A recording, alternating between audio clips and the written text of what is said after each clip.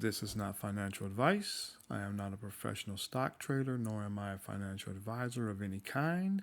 I make no guarantees, nor do I offer any promises of any kind with the processes or information shared in this video. So, this is the second part of the pre-market zone and measured move. Okay, so now I want to show you an example of it. All right. I think I went on a little too far, but we'll see. We're going to play it back, and then you're going to watch as this thing builds throughout the day. All right. Let's hit play here. Okay, where we at? There we go. So the green coming in is the pre-market coming in. Okay, starts at 4 in the morning Pacific time. So I guess in the east it would start at what, 7? Okay, so this is my pre-market and my measured move. So when I get up at like 3:45, 4 in the morning, I don't have any of this stuff drawn out. I can't make my measured move until the pre-market is pretty much over. So the first couple minutes as the day trading starts taking place for the day, then I will go ahead and make my measured moves. Okay, so right now, if I was just sitting here, this is what I'd be doing at 4 or 5 in the morning, whatever, just watching.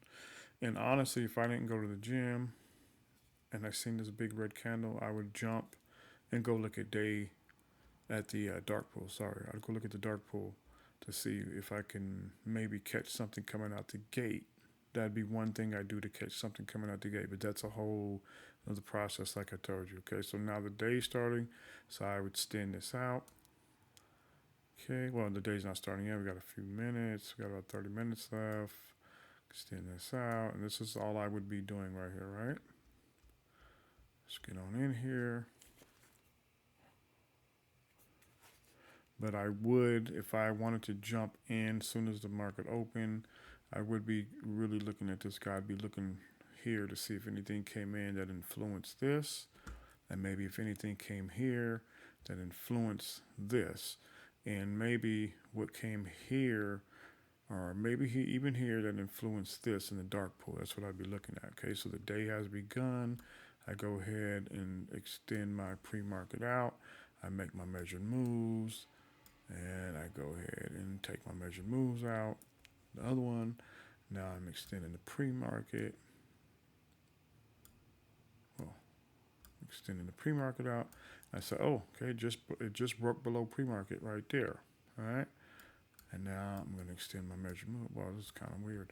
Extend my measured move out. And you see it running through my measured move. So usually with the measured moves, it'll go up or it'll go down. And it will run through it, or it will hit the top or bottoms of it, what have you, or play around in there and keep breaking out, going further down, or what have you. You know the way these things move. So I just wanted you to see the movement. Movement is what I focus on intensely and the most. Movement. Okay, and I just keep taking these pre-market zones and things, and just keep taking them out. And that's basically how I use the pre-market and the measured moves. Okay. So at this point, it'd be about 8:03 in the morning. We're trading, and we're gonna go ahead and push this up. Let's push the time up so every half second. So we're going a little faster now, and you can see that thing bouncing around in there. And at this point, I wouldn't even care about the top measured move because it's not doing anything. At this point, I just keep pushing out my pre-market. And I would just keep pushing on this move out because the top isn't doing anything, so I probably wouldn't touch it. You got to have every second counts in this, so that's what I think. Every second counts, so I don't want to waste any time doing anything that I don't need to do. So that's why I have these colored lines and I have these zones, so I could just look and I could just tell what things are. I could tell this is my pre-market by just looking at it because the color is the only color I use for pre-market. I could tell these are my measured moves just by looking at it, just because I use white and I keep the outlines black. Okay, so I could tell. So if I'm zoned way in the screen, if I'm zoomed in like this, I know where I'm at. Okay, so it broke the support of the measured move. You see it broke here. It broke here, retracted, broke even further in, retracted, hit the surface, broke here. Okay? We're just watching movement. Let me pause that for 1 sec. Extend this out. And this is all I keep doing. That's it. Just keep extending. I try to stay ahead of it about an inch or so, so that I could just see if it's moving up. I don't want to have this. I don't want to have, for instance, I don't want to have this zone back here and this is moving like this with nothing above it. I want to see a target. So I'm going to stay ahead of it. Okay.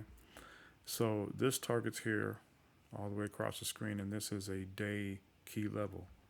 So as it came down there, as it went up there, and like I said, I don't do 15, 5, or 1. I do them as I trade, okay, if I need to. Watch this come across. We're just going to watch the whole day real quick. I'm going to speed it up a little more. Bam, now we're moving. There we go, okay. Pause it out because I would move this guy up. At 1300, I believe, is the end of the day right there. So let's continue. And you can see it broke under that measured move. See, if I was just watching this, came in the room, I'd be able to know it's under the pre-market because of this green, this here, this color.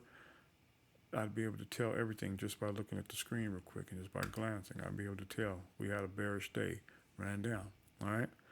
And there's my pre-market zone and my measured moves.